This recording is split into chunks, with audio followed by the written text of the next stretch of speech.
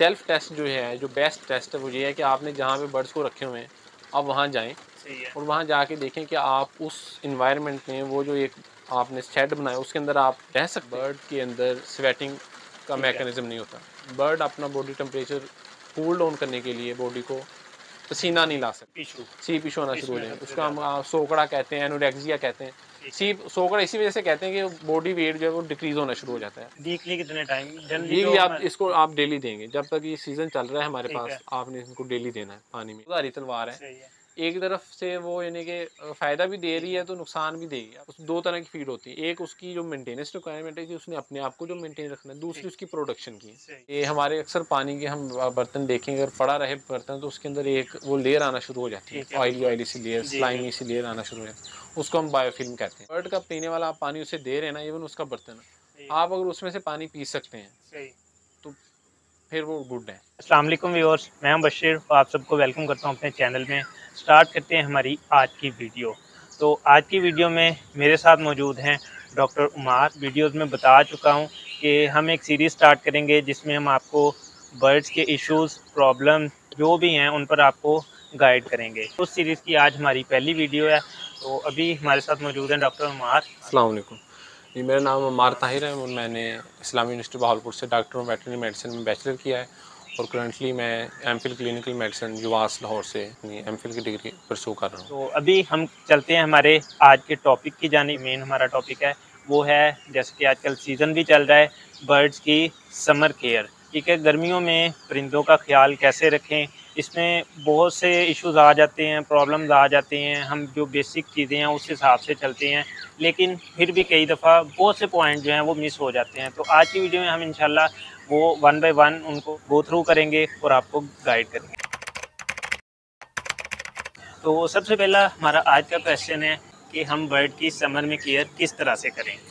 देखें, जो गर्मी का मौसम है वो जानवरों के लिए ऐसा खुद एक स्ट्रेस कॉज करता है। इसमें हमारे तौर पे सबसे पहले जो स्ट्रेस का इशू होता है वो हमारे पास हीट स्ट्रेस का इशू होता है। हम हीट स्ट्रेस कहते किसे हैं? हीट स्ट्रेस होता है कि जब एनिमल का बॉडी टेम्परेचर जो है वो राइज कर दें, अपनी कोर बॉडी टेम्परेचर जिसके ऊपर एनिमल्स अपनी सारी एक्टिविटीज़ बिल्कुल पीक पे, ऑप्टिमल टेम्परेचर से हम कहते हैं, उसके ऊपर अपनी एक्टिविटीज़, उसकी फीडिंग है, उसके वाटरिंग है और उसकी अपना जो मेंटेनेंस की जो है उसके इश्यूज़, उसको वो कोप करने में हेल्प करती हैं। उसमें सबसे पहले हमारे पास जो उस वक्त आता है कि जब इन्वायरमेंटल टेम्परेचर राइज होता है कि एक्सेस लेवल के ऊपर जाके, तो एनिमल के अंदर कुछ अल्लाह ताला ने हमारे इंसानों के अंदर भी मैकेनिज़्म रखे हुए हैं और बर्ड्स के अंदर हैं और जो हमारे दूसरे एनिमल्स हैं जैसे कैटल है, बफलो है, डॉग है, तो उनमें तो मेन जो उनका मैकेनिज़्म है वो ये है कि उनमें एनिमल जैसे डॉग है वो पेंटिंग करता है और जो दूसरे एनिमल्स हैं उनको पसीना आता है तो वो अपनी जो एक्सेसिव हीट है बॉडी की वो बाहर निकालते हैं। इंसानों में भी ऐसे है कि जब इंसान को गर्मी लगती है तो उसको पसीना आता है और वो बॉडी का टेम्परेचर नॉर्मल टेम्परेचर पे लाने के लिए, कूल डाउन करने के लिए वो पसीना लेकर आते हैं। लेकिन जो बर्ड्स होते हैं इनमें पसीने का कोई ऐसा यानी कि मैकेनिज़्म नहीं होता, स्वेटिंग नहीं आती। तो इनकी जो मेन कूलिंग के जो मैकेनिज़्म है उनमें एक हमारे पास इवेपोरेटिव कूलिंग है और दूसरी ये पेंटिंग है, यानी कि सांस के थ्रू, लंग्स के थ्रू इन्होंने जो है अपनी हीट जो है, एक्सेसिव बॉडी हीट है, उसको आप इन्होंने डेसिपेट करना है, बाहर निकालना है। हीट स्ट्रेस जो है वो उस वक्त आता है कि जब इन्वायरमेंटल का टेम्परेचर बहुत ज़्यादा इंक्रीज़ हो जाता है, ठीक है, और जो बर्ड है वो अपनी एबिलिटी को खो देता है कि वो एक्सेसिव हीट जो है वो बॉडी की बाहर नहीं निकाल पाता। आप ये देखेंगे जैसे एक पानी का एक बर्तन है वो ठंडा है, ठीक है, अगर आपने उसको किसी जगह पे रखा है जहाँ पे गर्मी है तो पानी का जो वो बर्तन है या उसके अंदर जो पानी है वो गर्म होना शुरू हो जाता है। सेम इस तरह अगर आप बर्ड जो है उसका अपना बॉडी का टेम्परेचर जो है वो 37 डिग्री सेंटीग्रेड है, ठीक है, 37 टू 40 डिग्री सेंटीग्रेड आमतौर पे जो बर्ड्स का टेम्परेचर होता है वो थोड़ा सा ज़्यादा होता है।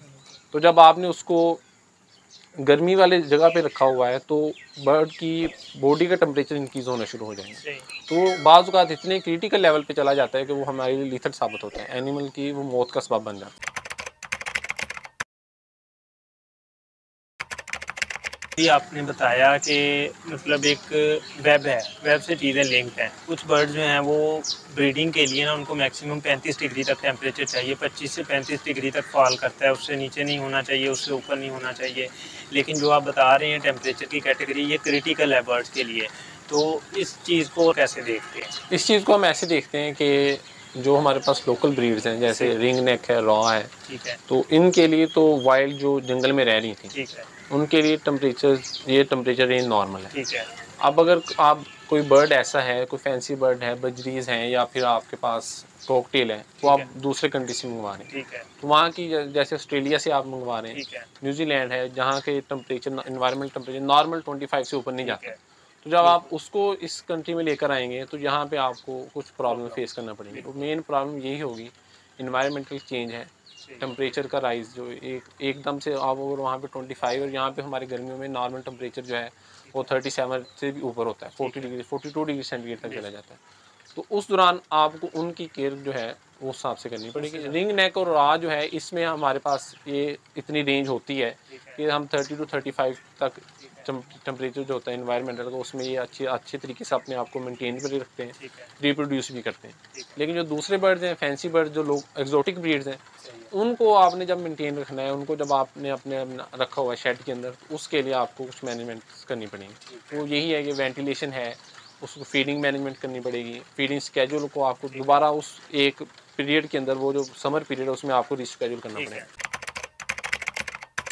अच्छा, कुछ लोग गर्मियों में एसी यूज़ करते हैं, कुछ ऐसे हैं ब्रीडर, ठीक है, या फैंसियर ऐसे हैं जो ये चीज़ें अफ़ोर्ड नहीं कर सकते या नहीं उनको मैनेज करना, तो वो बर्ड को नॉर्मल जो कंडीशन है ना, क्योंकि मैंने ऐसे बर्ड भी देखे हैं कि वो 45 डिग्री में भी ओपन लगे हुए हैं गर्मी में। इन दोनों बर्ड्स को आप कैसे देखते हैं?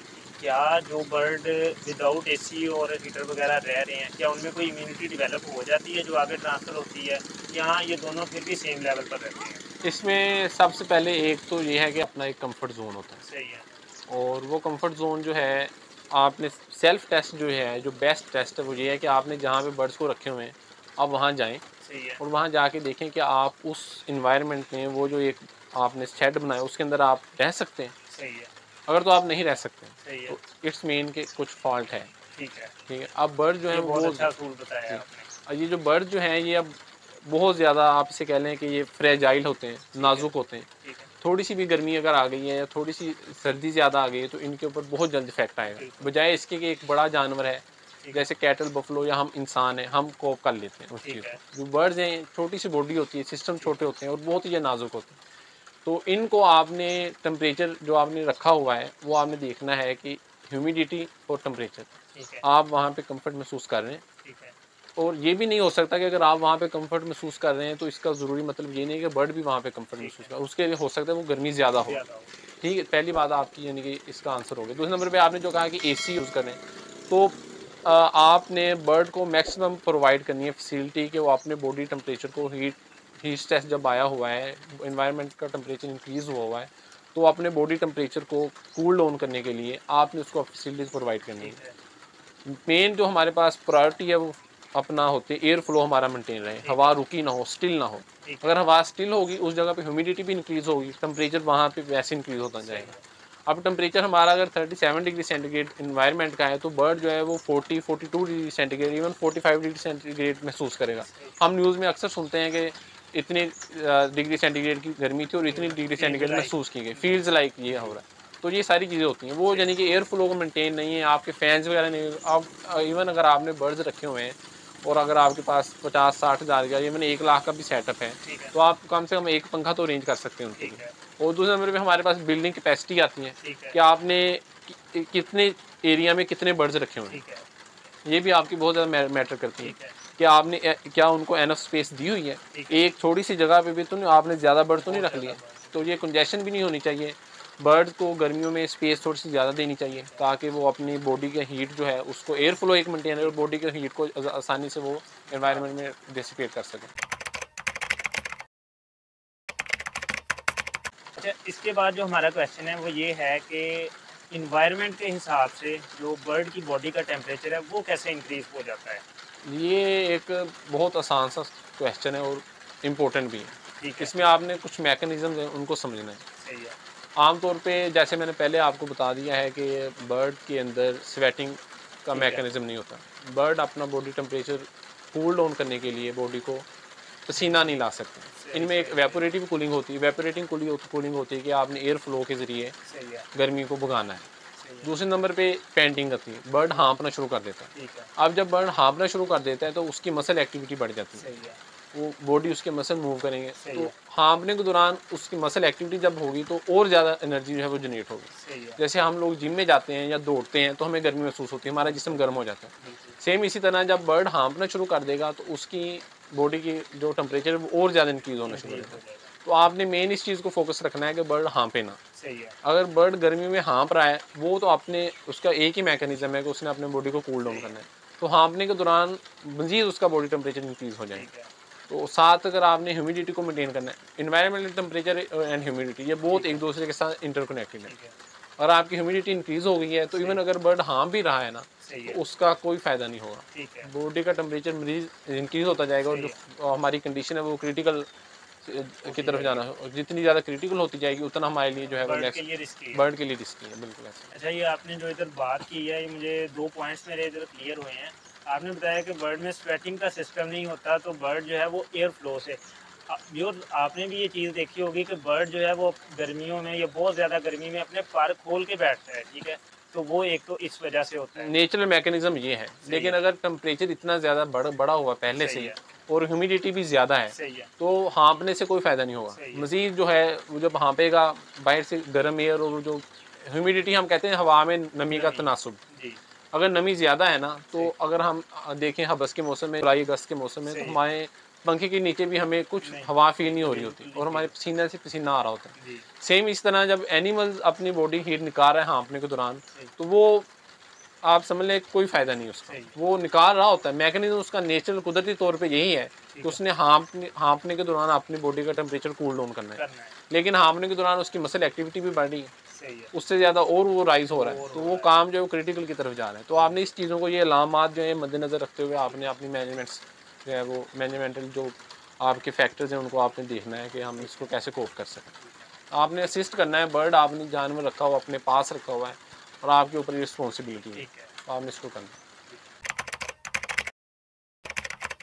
उसके बाद हमारा नेक्स्ट क्वेश्चन ये है कि बर्ड को हम कूल डाउन कैसे करें? अगर टेम्परेचर ज़्यादा हो गया है ना, तो डाइट के ज़रिए या वैसे जो भी एफर्ट्स हैं हमारी, वो कौन-कौन सी हों और किस वे में हों जिससे बर्ड जल्दी कूल डाउन हो सके? इसमें सबसे पहले तो आपका जो मेन पॉइंट है वो ये है कि आपने सेंसिटिव तो वहाँ पे थर्मामीटर लगाया हो, ठीक जो है। कि आपका टेम्परेचर को देखता हो। ठीक आप है। डेली उसको एग्जामिन करें ठीक है। और दिन में आप 4 से 5 दफ़ा जब देखा कि गर्मी का सीज़न पीक पे है, ठीक है। तो आप वो एग्जामिन करें। ठीक उसके है। साथ साथ ह्यूमिडिटी सेंसर भी लगा हो, ठीक है। जो कि ह्यूमिडिटी को भी आपको शो करवा रहा हो कि ठीक है। ह्यूमिडिटी, और ह्यूमिडिटी आपने, अगर आपका शेड बड़ा है तो आपने सिर्फ एक जगह पे नहीं लगानी। सही है। हो सकता है अगर आपने एक दीवार के पास लगाई हो, वहाँ पे एग्जॉस्ट पहले से लगा हो, तो ठीक वहाँ है। पे आपको ह्यूमिडिटी वो और बताएगा, ठीक है। बजाय इसके कि उसके सेंटर में। जी। तो आपने कोशिश करनी है कि 2 से 3 आपके पास टेम्परेचर ज़ोन्स हों, सही ज़ोन है। के अंदर आपने वो सेंसर लगाए हों जिसमें आपको टेम्परेचर और ह्यूमिडिटी दोनों मिलते हों, ठीक है। मिल रहे हों, आपको यानी कि शो हो रहा है। इस और यहाँ अब आपने जो बात की है कि आपने इसको बर्ड, अब गर्मी है, हीट स्ट्रेस भी आ रहा है सही और है। एनवायरमेंटल टेम्परेचर इंक्रीज़ हो रहा है, तो आपने बर्ड को कूल डाउन कैसे करना है। ठीक है। हमारे पास जो इसका की रोल है वो वेंटिलेशन है। सही है। ये हमारे पास फर्स्ट प्रायोरिटी होनी चाहिए। वेंटिलेशन हम ये कहते हैं कि एयर फ्लो हो, सही एयर है। एक जगह पे स्टिल ना हो। ठीक है। अब जितना ज़्यादा हमारे पास एयर फ्लो होगा उतनी अच्छी हमारे पास वेंटिलेशन ठीक है। होगी। जितनी ज़्यादा अच्छी वेंटिलेशन होगी, अब एक जगह पे हवा है रुकी हुई है, पीछे से ताज़ा हवा आ रही है, तो वो वहाँ के अंदर जो गर्मी बनी हुई है वो वो उसको साथ। बहा के ले जाएगी, ठीक है। बाहर ले जाएगी। नई हवा आती जाएगी, वो उसको वो। कूल करता जाएगा। हाँ ये जी। इसको हम कहते हैं इवेपोरेटिव कूलिंग। तो आपने अगर बर्ड को हाँफने से रोकना है तो इवेपोरेटिव कूलिंग जो है वो वो। आपका बेस्ट मेथड है। ठीक है। और उसमें आपकी एयर फ्लो अच्छा हो। ठीक है। अगर आपका एयर फ्लो अच्छा होगा तो जो एनिमल हाँफने के दौरान अपना टाइम ज़ाया कर रहा है सही वो है। फिर फीडिंग के ऊपर अपना टाइम सही है। वो स्पेंड करेगा। ठीक है। अगर एनिमल हाँफ रहा है तो ना वो पानी पिएगा ना ना खाएगा। वो खाएगा, सही है। तो दोनों सूरतों में उसका बॉडी वेट डिक्रीज होना शुरू ठीक हो है। जाएगा, कंडीशन जो है वो कम होती है उसकी, क्रिटिकल सीप इशू सीप इशू होना शुरू हो इसमें जाएगा। सबसे उसका हम ज़्यादा। सोकड़ा कहते हैं, एनोरेक्सिया कहते हैं। ठीक है। सीप सोकड़ा इसी वजह से कहते हैं कि बॉडी वेट जो है वो डिक्रीज होना शुरू हो जाता है। जी। बॉडी जो उसकी है, जब वो खा नहीं रहा, उसको मेंटेन करने के लिए जो उसको सही। न्यूट्रिएंट्स चाहिए वो नहीं ले पा वो रहा नहीं ले गर्मी पा की रहे। वजह से, तो उसकी वजह से वो सोकड़े की तरफ आना शुरू हो जाते हैं। बर्ड जो एनोरेक्सिक उसे हम कहते हैं कि ओवर फीड हो गए। सही है। तो ये मेन इश्यूज़ हैं। आमतौर पे कहा जाता है अगर आप 24 घंटे के लिए बर्ड को प्यासा रखें, हाँ जी। अगर आपने प्यासा रख लिया तो कम से कम बर्ड को 3 से 4 हफ्ते लगेंगे दोबारा अपनी असल कंडीशन में आने के लिए। और अगर आपने 36 घंटे के लिए बर्ड को प्यासा रखा है सही है। तो फिर वो यानी कि बर्ड जो है वो उसकी डेथ राइट। श्योरिटी है। ये जो आप 24 घंटे और 36 घंटे वाला रूल बता रहे हैं, ये थ्रू आउट ईयर है या फिर समर में बता रहे हैं आप? कि मैं ये ज़्यादा समर में बता रहा हूँ क्योंकि सही है, हमारे समर में इश्यूज़ ये आते हैं। बाज़ औक़ात अगर आपसे नेग्लिजेंसी हो गई है, पानी सही का है, बर्तन खुश्क हो गया है खुश्क हो गया। और जब बर्ड ने पानी का बर्तन गिरा दिया है जी, और आपने अपनी तरफ से ये कहा कि मैंने सुबह पानी डाल सही दिया है, है, मैं बाद में जाऊँगा, तो जैसे-जैसे उसको पानी नहीं मिलेगा, बर्ड की जो कंडीशन है वो क्रिटिकल होती जाएगी। जी, तो ये मैंने इसलिए बताया कि अगर 24 घंटे तक वो पानी नहीं पीता तो सही, उसको कम से कम अगर वो बच भी जाता है, सही है, तो कम से कम 3 से 4 हफ़्ते लगेंगे बर्ड को अपनी नॉर्मल हालत में आने के लिए, सही है, ताकि वो दोबारा से ब्रीड कर सके, जो सही उसकी है, असल अपना ग्रूमिंग है, एक उसकी जो लुक होती है, सही है। वो उसको मेंटेन रखने के लिए। आप बता रहे हैं कि बर्ड को इस तरह प्यासा रखना है। हमारे अक्सर एक ये बात है कि ब्रीडिंग सीज़न में हम बर्ड के ना पानी के बर्तन रात को निकाल देते हैं। अक्सर हमारी समर में भी यही रूटीन होती है कि रात को हमने 8-9 बजे बर्ड के ना पानी के बर्तन निकाल दिए, हुँ, ठीक है? और कुछ लोग ये कहते हैं कि बर्ड को दिन में 2 दफ़ा जो है बर्तन धो के पानी दें, ठीक है? बिल्कुल। अब रात के टाइम तो बर्ड ना खाता है ना पीता है, हमने बर्तन भी निकाल दिया है। हुँ, सुबह हम रख रहे हैं जी 8 बजे 12 घंटे के बाद। हुँ, हुँ। तो ये जो लॉस है बर्ड का, ये इस सूरत में भी होता है या इसमें बचत हो जाती है? इसमें ये है कि वाटर का जो टेम्परेचर है, जो बर्ड के लिए बेस्ट है, जो उसने सही पीना है, वो 13 डिग्री सेंटीग्रेड हो। सही है, आप थर्मामीटर डिप करके देखें, अगर आपके पास इलेक्ट्रिक थर्मामीटर है या वैसे है, तो आप देखेंगे 13 डिग्री सेंटीग्रेड वाटर का टेम्परेचर है। अब ठीक है, चाहे वो सर्दी में पड़ा है, चाहे गर्मी में पड़ा है। ठीक है, अगर तो 13 डिग्री सेंटीग्रेड है तो नॉर्मल है। ठीक है, दूसरे नंबर पे अगर आपने बर्ड के एनवायरनमेंट को अगर हाउसिंग को इस तरह मैनेज किया हो, उसका टेम्परेचर अंदर उतना ही मेंटेन है ठीक है, 25 डिग्री सेंटीग्रेड तक, और अगर पानी गर्म हो रहा है, रात को भी गर्म हो रहा है और ठीक, दिन गर्मियों के में दिन को भी गर्म हो रहा है, गर्म इसका हो रहा मतलब पानी जो है उसका टेम्परेचर है, बढ़ रहा है, बाहर का टेम्परेचर ज़्यादा है, तो बर्ड को भी गर्मी लगनी है। ठीक है, तो आपने वो जो मैंने पहले रेंज बताई है कि 20 टू 25 डिग्री सेंटीग्रेड, सही है, 30 डिग्री सेंटीग्रेड तक चले आप ले जाएँ। पाकिस्तान सही के है, इश्यूज़ थोड़े से गर्मी ज़्यादा है, तो इस रेंज तक आप उसको सही है, रखें। तो ये अब जितना टेम्परेचर होगा, पानी का टेम्परेचर भी उतना ही रहेगा। सही है, तो दूसरे नंबर पे जो है कि वाटर जो है आपका, वो आप कहते हैं कि बाहर गर्मियों को निकाल दें। हाँ जी, वो ये है कि अगर आप लाइट्स ऑफ कर देते हैं ना, हाँ तो जी, फिर बर्ड पानी नहीं पिएगा, ठीक फीडिंग है, भी नहीं करेगा। अगर लाइट्स चल रही हैं, ठीक है, तो फिर बर्ड जो है आता पानी भी भी है, पिएगा ज़रूरत के हिसाब से और सही अपनी है, फीड भी खाएगा। जी। बर्ड का जो पीने का पानी है, उसके बारे में क्या-क्या टिप्स हैं और उसमें इलेक्ट्रोलाइट्स के जो यूसेज हैं, उसके बारे में आपकी क्या राय है? देखिए, जो पानी है ये बर्ड की बॉडी का 60 टू 75% तक होता है। ठीक कोई भी है, एनिमल है, चाहे आप बर्ड ले लें उसको या कोई भी ज़िंदा जो जानवर है, उसकी ठीक 60 है, टू 75% बॉडी में के अंदर वाटर होता है। ठीक, तो जब गर्मियों का सीज़न आता है, स्पेशली हीट स्ट्रेस के दौरान, ये 2 से 4 गुना ज़्यादा इनटेक बढ़ जाती है बर्ड्स की। सही, तो उस दौरान आपने पानी की जो क्वालिटी है, उसकी जो क्वांटिटी है, उसका जो टेम्परेचर है, ये आपने चीज़ें मेंटेन रखनी है। ठीक है, अगर आप उसको पहले नंबर पे पानी ही नहीं प्रोवाइड कर रहे हैं, जो कि बॉडी को कूल डाउन करने के लिए मेन हमारे पास, आप कह लें कि हमारा सब्स्टिट्यूट है। ठीक सब्स्टिट्यूट है, उसकी रिक्वायरमेंट है, मेन हमारी ठीक है, हमारे पास नीड है। हम भी गर्मियों में पानी पीते हैं। बिल्कुल, तो अगर आप पानी, फ्रेश पानी, ठंडा नहीं प्रोवाइड कर पा रहे हैं, तो ये आपका बहुत बड़ा फ्लॉ है। ठीक है, तो आपने सबसे पहले तो पानी एक्सेसिव क्वांटिटी में, और आपने जो है फ्रेश वाटर उसको सही प्रोवाइड है, करना है बर्ड को। उसके साथ-साथ ये हो गया आपके पास जो यानी कि बर्ड की जो आपने पानी की जो जगह है, वो थोड़ी-सी हाई एलिवेटेड हो। उसके ठीक फ्लोर है, के ऊपर, केज के अगर केज के अंदर है तो ऊपर हो, बिल्कुल नीचे ना हो। ठीक है, बाज़ औक़ात ऐसे होता है कि बर्ड के अपने फ़ीदर्स या उसकी जो अपना पूप्स वग़ैरह है, वो ठीक अंदर है, गिर जाती है, तो वो कंटेमिनेट कर देती है। ठीक है, तो ना सिर्फ़ कंटेमिनेशन के दौरान अंदर बैक्टीरिया वग़ैरह ग्रो करना शुरू हो जाते हैं, जी, बल्कि उसके साथ-साथ जो है मज़ीद उसमें फिर वो डिज़ीज़ेज़, और आप सही, देखते हैं कि दूसरे हमारे पास इश्यूज़ आना स्टार्ट हो सही, जाते हैं। दूसरे नंबर पे जो आपने इलेक्ट्रोलाइट्स का पूछा है, हमारे पास वाटर के अंदर इलेक्ट्रोलाइट बैलेंस होना ज़रूरी है। जब हीट स्ट्रेस आता है तो बर्ड वो पेंटिंग कर रहा होता है, ठीक है, उसका वाटर लॉस भी हो रहा होता है, सही, हीट लॉस भी हो रहा होता ठीक है, है। इस दौरान इलेक्ट्रोलाइट लॉस भी हो रहा था। इलेक्ट्रोलाइट लॉस मेनली दो, अपना हमारे पास जो है यूरिन एक्सट्रैक्शन जो उसकी बीट है सही, उसके ज़रिए हो रहा होता है, और साथ उसकी पेंटिंग के थ्रू हो रहा होता है। हाँफने के दौरान वो जो है इलेक्ट्रोलाइट लॉस होता है। उसमें आपने कुछ इलेक्ट्रोलाइट्स जो होते हैं, इलेक्ट्रोलाइट्स हमारे पास मिनरल्स ही होते हैं, सही, कुछ साल्ट्स होते हैं, मेटल्स होते हैं जो कि हमने उनको प्रोवाइड करने होते हैं। उसमें हमारे पास पोटाशियम है, सही, ज़िंक है, सोडियम है, और उसके बाद हमारे पास फास्फोरस है, सही, मैग्नीशियम है। ये हमने प्रोवाइड करना होता है। ये कोर्स अपना मेटल्स या इसको हम एलिमेंट्स कहते हैं, जो कि इलेक्ट्रोलाइट्स किसी बर्ड के या एनिमल की बॉडी के अंदर की रोल अपना प्ले कर रहे होते हैं, किसी भी केमिकल रिएक्शन या उसकी सही, जो मेंटेनेंस है, सेलुलर लेवल के ऊपर जो मेटाबॉलिज्म हो रहा होता है, लिवर के अंदर हो रहा होता है, उसकी ब्रीडिंग के अगर ओवरीज हैं, टेस्टिकल्स हैं, और दूसरे नंबर पे एंटीऑक्सीडेंट इनकी कैपेबिलिटीज़ होती हैं जो कि एनिमल्स को कोप करने में हेल्प करती हैं। ये कैटलिस्ट होते हैं मेनली। थोड़ी साइंटिफिक बात है ये कि कोई भी रिएक्शन होता है उसमें हमारे पास इंजाइम्स होते हैं, तो इंजाइम्स को उस रिएक्शन को तेज़ करने के लिए, उसको पीक लेवल पे लेकर जाने के लिए, ऑप्टिमम लेवल पे लेकर जाने के लिए कैटलिस्ट के तौर पे एक्ट कर रहे होते हैं सेलुलर लेवल के ऊपर। तो अगर आप उनका लॉस हो गया तो सेलुलर डेथ होना स्टार्ट हो, सेल्स की डेथ होना शुरू हो जाती है। तो वो माइनर लेवल पे जो चीज़ें होती हैं वो फिर ऑर्गन, अगर हम इनकी हिस्टोपैथोलॉजी करवाते हैं, टिश्यू को देखते हैं स्लाइड्स के थ्रू या दूसरे टेस्ट करवाते हैं, तो उनमें हमारे पास इनकी अगर वो कमी आती है, जैसे हम आमतौर पे बच्चों में कहते हैं कि इनमें कैल्शियम की कमी है या इनमें बच्चों में फास्फोरस की कमी है, टीथ ग्रो नहीं हो रहे, तो ये मेन चीज़ें होती हैं जो कि बोन ग्रोथ के लिए कैल्शियम की बहुत इंपॉर्टेंस होती हैं। तो ये हमारे पास चीज़ें होती हैं। दूसरे नंबर पे जो इलेक्ट्रोलाइट आपने देना है वो मैं तो ये रिकमेंड करूँगा कि कम से कम हीट स्ट्रेस, यानी कि गर्मियों का सीज़न आ रहा है ना, तो आप 1 माह पहले उसको यूज़ करवाना शुरू कर दें। ठीक हो गया। और दूसरे नंबर पे जो पोटाशियम का साल्ट है KCl, इसे आमतौर पर काला नमक भी कहते हैं, या KCl आपको वैसे ही मिल जाता है वेटरनरी फार्मेसी से या ह्यूमन फार्मेसी पे KCl का इम्प्यूल मिल जाता है 25 ml का ना, तो आप वो वाटर में ऐड कर सकते हैं। अच्छा, इसकी डोजेज और दूसरा ये कि कितनी दफ़ा ये यूज़ करवाएं? इसको आपने यानी कि जो भी आप दिन के वक्त उसको पानी दे रहे हैं उसमें आप इसको यूज़ कर सकते हैं। 1 ml जो है, अगर आपको वो KCl मिल रहा है 5% है, जो उसके ऊपर कंसनट्रेशन लिखी होती है, तो वो आप उसको वाटर के अंदर ऐड कर लेंगे। अगर आप KCl को ऐड करते हैं ठीक है पानी के अंदर, तो पानी की इंटेक बर्ड ज़्यादा कर देता है। तो ज़ाहिर है जब पानी की इंटेक ज़्यादा होगी तो उसके अंदर कैपेबिलिटी ज़्यादा होगी कि वो हीट स्ट्रेस को जो है वो कोप कर सके। आपने जैसे कंसनट्रेशन का पूछा है KCl की, ये 0.6% आपने वाटर में बनाना है। 0.6% का मतलब ये है कि 6 मिलीग्राम जो है वो आपने 100 ml में मिक्स करके देना है, या 6 ग्राम 1000 ml में 1 लीटर में। ठीक है। तो ये आपने इस कंसनट्रेशन के साथ देना है, ज़्यादा भी नहीं देना, टॉक्सिटी भी हो सकती है।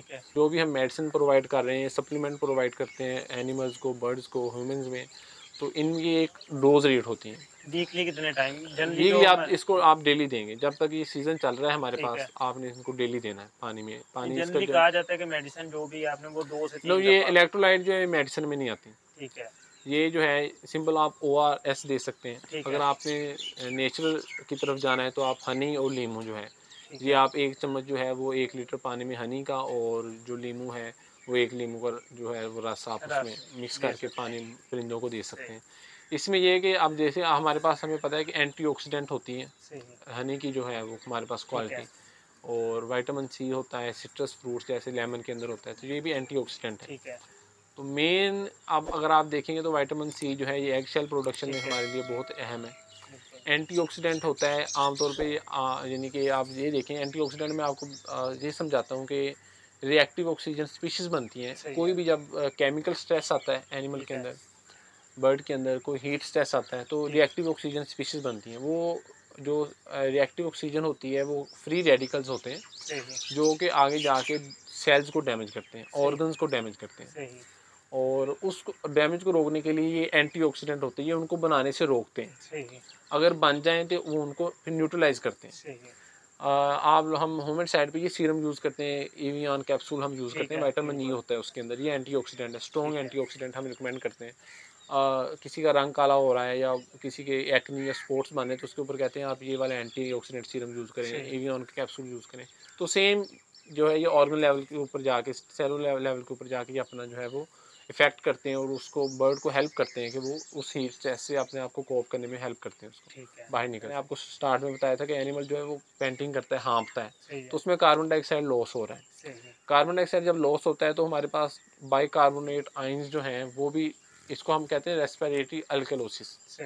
तो वो बॉडी का जो एक अपना मोलैरिटीज होती है, ऑस्मोलैरिटी को मेंटेन करने के लिए ये सारी सेल, ये बिल्कुल मैं आपको बेसिक लेवल पे जाकर चीज़ें बता रहा हूँ जो कि अपना, यानी कि आप कहने साइंटिफिकली बिल्कुल माइक्रो, आप जैसे आप माइक्रोस्कोप के अंदर चीज़ें देखते हैं ना, बिल्कुल छोटी सी चीज़ को बड़ा करके बता रहे हैं, ये वो पॉइंट्स हैं।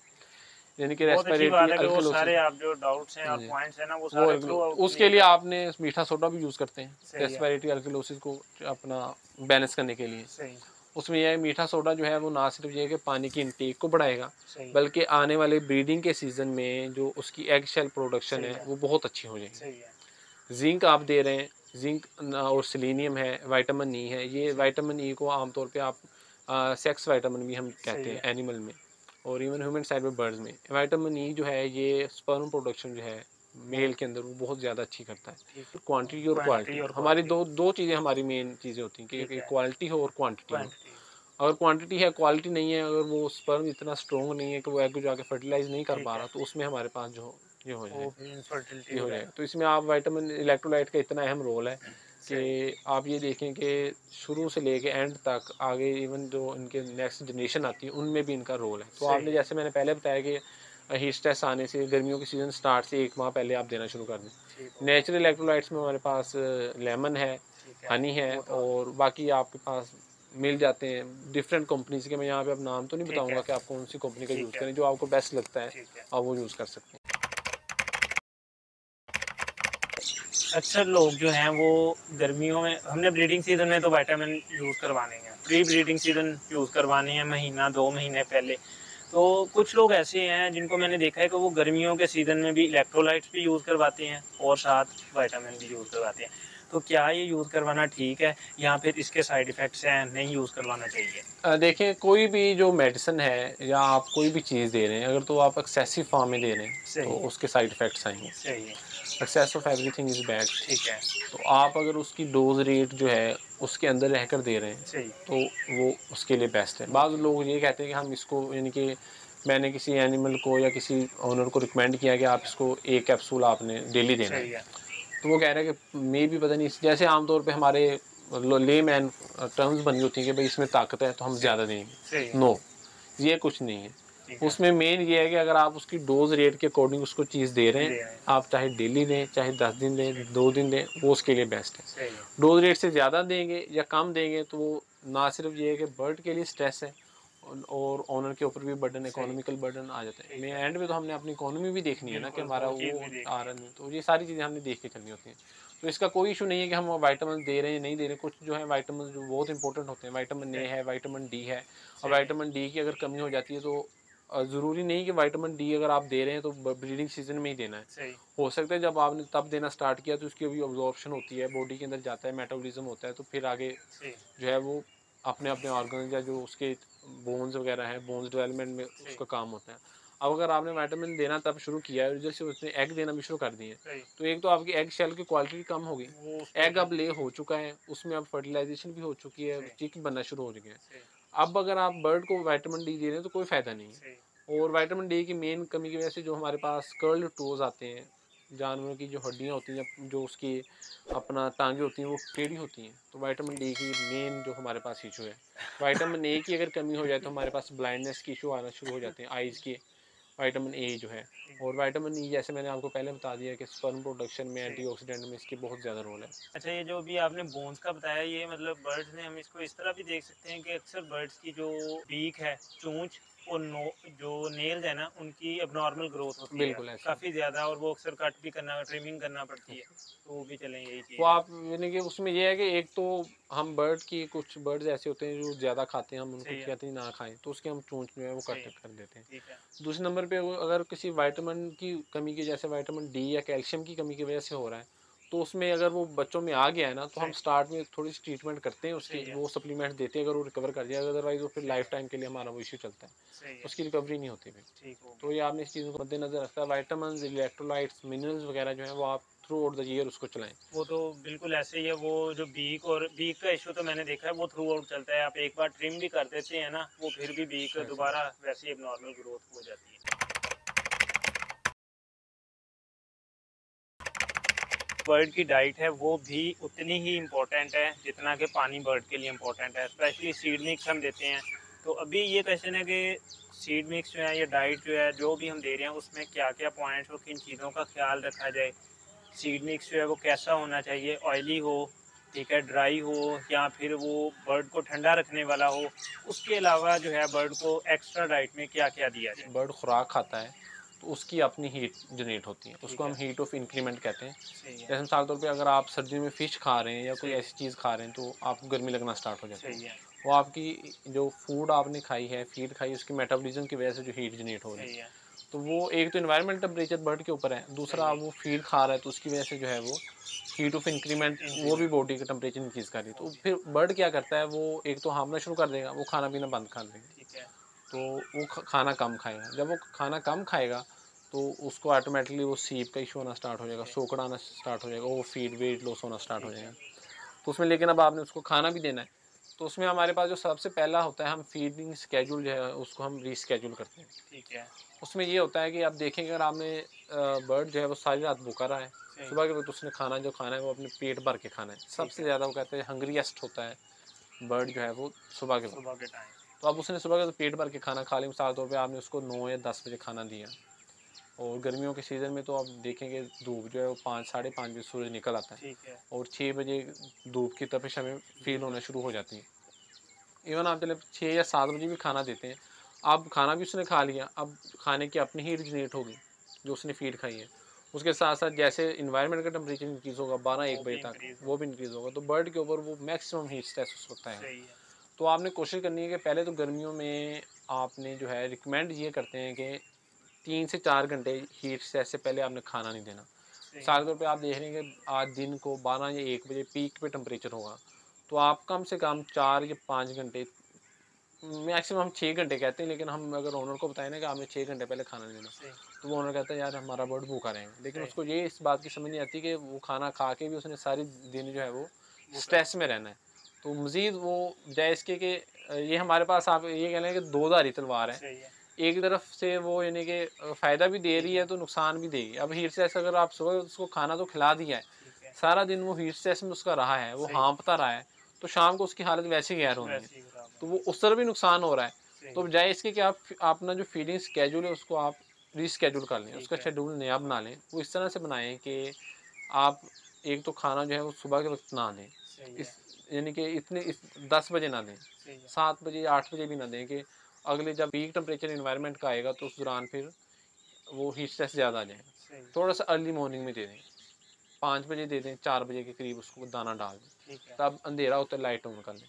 उसके बाद आप रात के वक़्त भी उसके फीड जो है वो वो दे दें, दे दें उसे और जो है लाइट उसकी ऑन रखें, क्योंकि ऑन लाइट रखें, ऑन रहेगी तो वो खा लेगा। सही, उस दौरान ये होगा कूल टेम्परेचर के दौरान जब वो फीड खाएगा तो बॉडी की जो हीट बाहर से जब मिसाल के तौर पर अगर वो रात के वक़्त खा रहा है सही, तो बॉडी का टेम्परेचर नॉर्मल होगा, सही, एनवायरनमेंट का टेम्परेचर भी इतना ज़्यादा नहीं होगा, तो जो फीड की वजह से हीट आ रही है तो उसको कोप करने में, उसको नॉर्मलाइज करने में उसको इतना ही स्ट्रेस से नहीं गुजरना पड़ेगा। सही, नो इशू। इसका एक साइड इफेक्ट ये है कि जब आप उसका स्केड्यूल चेंज करेंगे तो बर्ड थोड़ा सा कम खाएगा, ठीक है, लेकिन अगर आप खाएगा वो फिर, खाएगा तो लेकिन है, खाएगा तो है। लेकिन अगर आप दूसरी तरफ देखेंगे वो गर्मी सारा दिन वो गर्मी में हाँफता है, सही, तो वो उस तरफ जो नुकसान है सही, वो ज़्यादा है बजाय इसके कि आप स्केड्यूल करके ले जाएं। लेकिन ये आपने ये नहीं करना सारा दिन। जब आप देख रहे हैं कि हमारा पास मई जो महीना है मई का वो सही गुजर गया है, सही है, लेकिन जून के महीने में ज़्यादा गर्मी आ रही है, तो सही, आप उस एक स्पेसिफिक टाइम फ्रेम के अंदर थोड़ा सा स्केड्यूल बना लें ठीक और है, इस तरह से लेके चलना है। दूसरे नंबर पे जो आपने डाइट का कहा है कि डाइट आपने फिर वो देनी जो थोड़ी सी डेंस हो। डेंस हम उस हिसाब से कहते हैं कि जो जल्दी हजम ना हो। सही है, उसमें आप फैट को इंक्रीज़ कर सकते हैं थोड़ा सा, सही, प्रोटीन लेवल भी इंक्रीज़ कर सकते हैं, लेकिन कुछ स्पेशल हमें पाउडर मिलते हैं, शायद आपको पता है, अमाइनो एसिड्स के। ठीक है, लाइसिन का होता है, मेथियोनिन का ठीक होता है, है, जो एसेंशियल अमाइनो एसिड्स होते हैं। ठीक है, हम सिर्फ वो अमाइनो एसिड फीड में प्रोवाइड कर ठीक देते हैं है, ताकि एनिमल जो है उसको मेंटेनेंस के लिए हमारे पास 1 माह जो है गर्मी का उसमें अपने आप को मेंटेन कर सके। मेंटेन, तो एक तो हम फैट इंक्रीज़ कर देते हैं, थोड़ी सी डेंस फीड होती है, ठीक है, क्योंकि अगर आप देखें एक खजूर है, अगर आप वो खाते हैं फ़ौरन आपके डाइजेस्ट सही हो है, जाती है, ठीक हो गया, तो बिल्कुल, फ़ौरन आपको एनर्जी देगी। सही, इस तरह अगर आप मछली का गोश्त खाते हैं तो फ़ौरन वो डाइजेस्ट होगा, ईज़िली ठीक है, डाइजेस्टिबल है। सही, बजाय इसके कि आप कोई दूसरा गोश्त खाते हैं वो ज़रा देर से देर डाइजेस्ट होता है। से, इस तरह जब अगर आप फैट को इंक्रीज़ कर देंगे थोड़ा-सा, यानी कि ये नहीं बहुत ज़्यादा आपने इंक्रीज़ कर देनी है। उसकी जो एक क्वांटिटी है, उसकी रेशियो जो है उसमें थोड़ा-सा फैट को इंक्रीज़ कर दें। फीड ऐसी मंगवाएँ जिसमें फैट जो ज़्यादा है हो, न्यूट्रिएंट्स फैट की जो है कंपोज़िशन ज़्यादा है। थोड़ा ज़्यादा हो, तो वो स्लोली डाइजेस्ट होगी।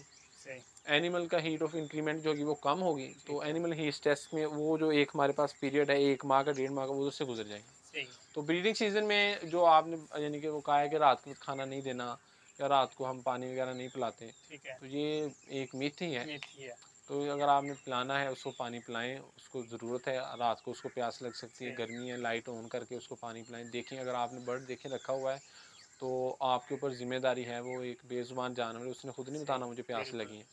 तो इवन आपको तो चाहिए आप रात को भी उठ को देखें नहीं, उसको, एक आपकी दफ़ा बातों से देखें मेरी उसको। काफ़ी मिस क्लियर उन्होंने जो अभी बात बताई है कि बर्ड जो है वो एक तो वैसे सराउंडिंग की हीट और फिर बर्ड ने जो दाना खाना है उसकी हीट।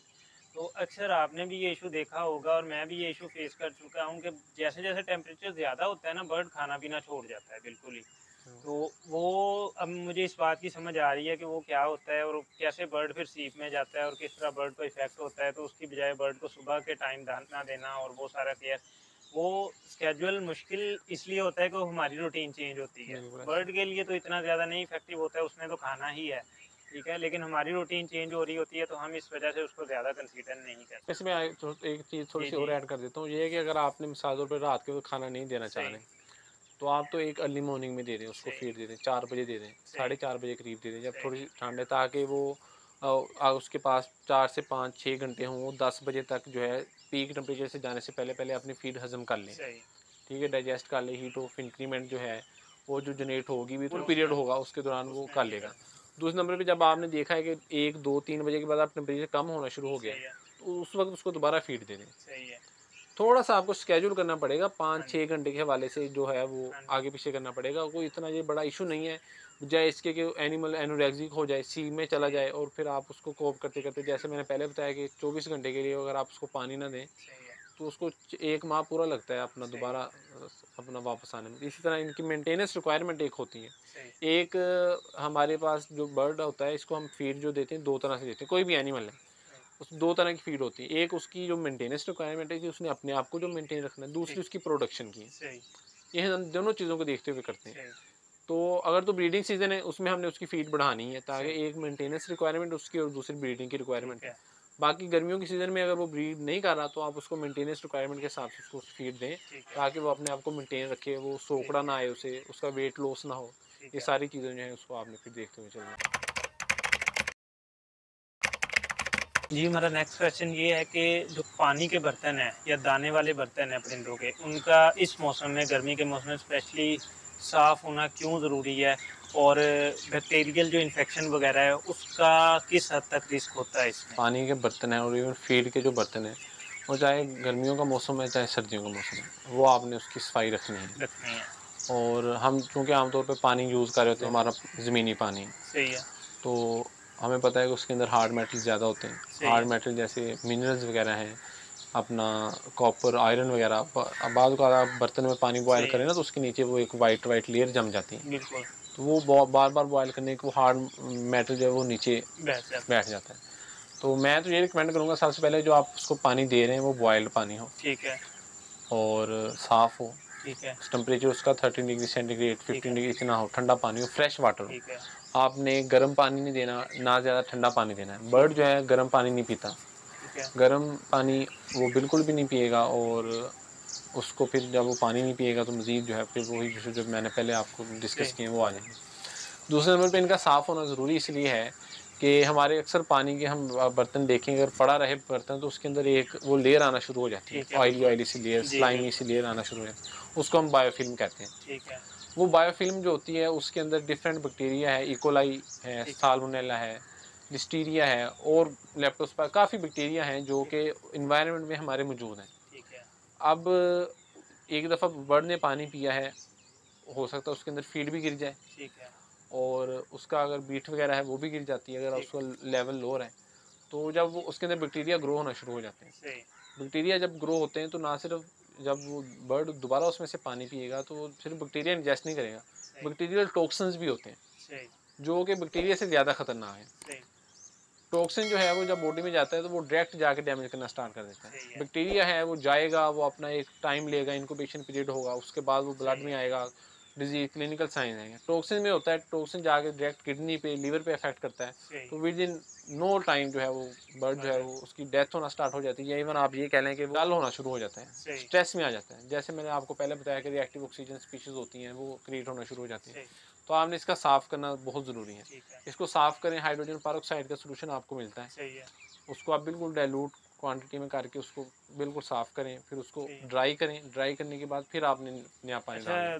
ये तो सोल्यूशन वगैरह वो फिर एडवांस पे चल जाता है, इसके लिए जनरली हम विरकॉन एस यूज़ कर सकते हैं। ये भी यूज़ कर सकते हैं, लेकिन आपने जो भी सोल्यूशन यूज़ करना है, कोई भी डिसइंफेक्टेंट यूज़ कर रहे हैं आप, डिसइंफेक्ट हाइड्रोजन पेरोक्साइड इतना एडवांस भी नहीं है, आपको ये फार्मेसी पे 30-35 की बोतल मिल जाएगी छोटी सही सी। है। तो आप थोड़ा सा यानी कि 3 या 4 ड्रॉप उसमें डाल के 1 लीटर पानी में? जो भी आपने यानी कि जिसके साथ उसको वॉश कर रहे हैं, ठीक उसको है, वॉश करके ये मैंने स्वैब के साथ वॉश सही, करके उसको फिर आपने अच्छी तरह से रिंस करना है। आप कोई भी डिसइंफेक्टेंट यूज़ कर रहे हैं, वो बर्ड के लिए टॉक्सिक हो सकता है, सही है, ठीक है? तो आपने उसको अच्छी तरह साफ़ करके, ड्राई करके, उसके बाद नया पानी डालना है उसके ठीक अंदर। है, और पानी जैसे कि हम जो यूज़ कर रहे हैं, हमारा आपको पता है कि पानी खड़े-खड़े उसमें ठीक है, एलगी उल्ली लग जाती है, जिसे हम ठीक कहते है। हैं फंगस ग्रो होना शुरू हो जाती है। अच्छा, अभी आपने बताया कि हम जो है बर्ड्स के लिए वो अंडरग्राउंड वाटर जो है ज़मीनी पानी वो यूज़ करते हैं। हुँ। अच्छा, कुछ लोग जो हैं वो वाटर सप्लाई का पानी यूज़ करते हैं या जो नहरी पानी होता है वो इस्तेमाल हुँ। करते हैं, ना वो बॉयल करते हैं, उसमें जो बैक्टीरिया का रिस्क है वो किस हद तक होता है और वो कितना डेंजरस हो सकता है? बैक्टीरिया तो उस वक़्त फ्रेश वाटर में तो ग्रो नहीं कर सकते। सही है, अगर आपने फ्रेश वाटर लिया, मैंने जो अपना ग्राउंड वाटर के हिसाब से बात की और या बॉयल करने के हिसाब से बात की है, वाटर हार्ड होता है, उसके अंदर सही, हार्ड मैटर्स होते हैं। ठीक है, उसके अंदर लेड हो सकता है, कोई ठीक है, और टॉक्सिक मैटर हो सकता है, जिसे हम ना ट्रेस मिनरल्स कहते हैं, ठीक है, जो टॉक्सिक हो सकते हैं। तो आप अगर एक दफ़ा बॉयल कर लें तो पानी जो है तो वो थोड़ा-सा लाइट हो जाता है, उसके अंदर सही, जो मैटर्स होते हैं वो नीचे बैठ जाते हैं। सही है, आप उसके अंदर फटकरी वगैरह का भी इस्तेमाल कर सकते हैं, सही, ताकि वो जो मैटर्स उसके अंदर हार्ड वगैरह वो बैठ जाएँ। ये बैठ बर्ड की अपनी सेहत के लिए उसकी जो है टॉक्सिसिटी नहीं वो काज़ कर सकते। बर्ड सही, जो है वो आपको आप देखिए जितनी केयर करेंगे, जितना गुड़ डालेंगे उतना मीठा होगा। ठीक है, आप जितनी उसके पानी के हवाले से, खुराक के हवाले से जितनी अच्छी क्वालिटी प्रोवाइड कर सही सकेंगे, है, दूसरे नंबर पे मैंने फिर जैसे पहले बात की कि आपने जहाँ पे बर्ड रखे हुए हैं, आप वहाँ पे खुद को खड़े होके देखें कि आप कंफर्टेबल महसूस करेंगे। बिल्कुल, तो आपका जो बर्ड का पीने वाला आप पानी उसे दे रहे हैं ना, इवन उसका बर्तन है, सही है, आप अगर उसमें से पानी पी सकते हैं, सही, तो फिर वो गुड है। ठीक है, अगर आप नहीं पी सकते हैं, तो फिर समझिए आपने सफाई नहीं की हुई। आप वो पानी यानी कि वो पानी का बर्तन इतना साफ़ हो कि आप उसमें से पानी के बर्तन से बर्ड के पानी के बर्तन से पानी पी लें। इस हद तक आपने सफाई रखनी। देखें ये एक जानवर एनिमल है, नो डाउट ये अल्लाह ताला ने चरिंद परिंद हमारे ताबे किए हैं, लेकिन इनके अंदर जो सिस्टम्स हैं वो बिल्कुल इंसानों वाले हैं। इंसानों इनको वाला, उतनी ही हाइजीन रिक्वायर होती है, उतनी ही क्वालिटी फीड, सही, उतना ही क्वालिटी वाटर रिक्वायर होता है जितना हम किसी नलके से पानी भी हमें कड़वा लगे ना हम नहीं पीते। नहीं, जितना उनको जो है वो अच्छा रखेंगे, जितना जो है क्वालिटी प्रोवाइड करेंगे, सही है, उतनी आपकी प्रोडक्शन अच्छी आएगी, सही है, उतने आपके बर्ड्स के अंदर डिजीज़ कम आएँगी। ठीक है, प्रिवेंशन जो है इज़ बेटर देन क्योर। ठीक बजाय है। इसके कि डिजीज़ आ जाए उसके बाद आप ट्रीट उससे करते पहले फिरें, ही जो आप है पहले प्रिवेंटिव इंतज़ाम मीज़र्स कर कर लें। लें और और बस प्रिवेंशन कोई इतनी होती नहीं है, प्रिवेंशन के ऊपर आपके पैसा नहीं लगते। ठीक है, सिर्फ़ आपकी थोड़ा-सा टाइम चाहिए एफ़र्ट होता है। है, एफ़र्ट है, वो आप उसको लगाएँगे, हाँ पानी का जी, बर्तन साफ़ करके 5 मिनट में वो ड्राई हो जाएगा। जी छोटा-सा बिल्कुल, पॉट होता है, ड्राई करने के बाद फिर नया पानी उसके अंदर ठीक, डालें, पानी बॉयल होके डालें, उसका टेम्परेचर नॉर्मल हो, पी ठीक, सकें आप, खुद पी सकें, वो आपने बर्ड को पानी देना। है, तो पानी का टेस्ट थोड़ा-सा चेंज हो जाता है। सही है, तो आप देखते हैं वो बर्ड पीता नहीं है पानी। सही है, तो आप एक इसमें ये है कि आप यानी कि मेरा अपना ही है कि आप उसके अंदर ना जो ब्रेड होती है ना उसके पीस सोक करके थोड़े-थोड़े डाल दें। सही है। तो वो जो अब्ज़ॉर्ब होगा मेडिसिन जो ब्रेड के अंदर अब्ज़ॉर्ब हो जाएगी, हुँ, तो बर्ड उसको ही खा लेंगे। बर्ड वैसे ही ना ब्रेड बहुत शौक से हाँ, वो खाते खा हैं, वो लेगा हम तो सॉफ्ट फूड में यूज़ करते हैं, तो बिल्कुल। मैं आपकी वो समझ चुका हूँ। इंशाल्लाह मैं ये भी ये भी मेथड आप आपका ट्राई कर ट्राई सकते हैं। अगर करूँगा। आपकी मेडिसिन अगर हाँ आपने जी, पानी में मेडिसिन ऐड की है, सही कोई है, एंटीबायोटिक ऐड की है या कोई सिरप ऐड किया और बर्ड उसको लाइक नहीं कर रहा और आपने इसको पिलाना भी लाज़मी है, सही है, तो वो आप ब्रेड के अंदर सोक कर दें उसको, ठीक तो है, वो उसको अपनी क्वांटिटी उतनी मिल जाएगी बर्ड को, ठीक है। तो वो पी लेगा। अच्छा, ये भी जैसे आपने बताया कि जो भी डिसइंफेक्टर्स होते हैं या सॉल्यूशन वगैरह हम बर्तनों को डिसइंफेक्ट करने के लिए यूज़ करते हैं, वो बर्ड के लिए टॉक्सिक होते हैं या हो सकते हैं। मैंने लास्ट टाइम जब डिसइंफेक्शन के लिए विरकॉन-एस का यूज़ किया था, तो तब मुझे कहा गया था कि जब आपने जो बर्तन है ना, उनको डिसइंफेक्ट करके वो डिसइंफेक्टर में डिप करके आपने वैसे ही ड्राई कर लेना है और ड्राई करके आपने ऐसे ही उनको दाना और पानी दे देना है, उसका कोई इश्यू नहीं है। तो इस बारे में आप मुझे बता दें। नहीं आप उसको जो भी डिसइंफेक्टेंट आपने यूज़ करना है सही है, पानी के बर्तन साफ़ करने के लिए आपने पहले साफ़ पानी से साफ़ करें, ठीक है, फिर आप उसको डिसइंफेक्ट करें, फिर ठीक, उसको साफ़ पानी से साफ़ करें, फिर साफ़ फिर करें। इसको ड्राई करें और फिर आपने ये अगर आप यानी कि जो रिकमेंड प्रोटोकॉल है अगर आप उसको देखते हैं तो वो यही है। ठीक है, बाकी आप अपने तौर पे उसको कर रहे हैं, तो अगर किसी ने ऐसे यूज़ किया है उसको साइड इफ़ेक्ट कोई ऐसा नहीं आया, ठीक। तो वो कर रहा है लेकिन इससे आ सकते हैं। तो और बेहतर ये ज़रूरी है कि नहीं कि वो आप मुझे रिस्क भी ना ना आए, हाँ, ज़रूरी ज़रूरी नहीं कि वो नहीं कि आपको मुझे ना आए, उसका वो कोई और इश्यू हो सकता है हाँ जी, या उसके बर्ड जो हैं वो उसने किसी और बर्ड पे यूज़ किया, उसने हैंड्स पे सही, यूज़ किया हो, बिल्कुल, आपकी जो है लव बर्ड है उस पे यूज़ करें, उसकी डेथ हो जाए।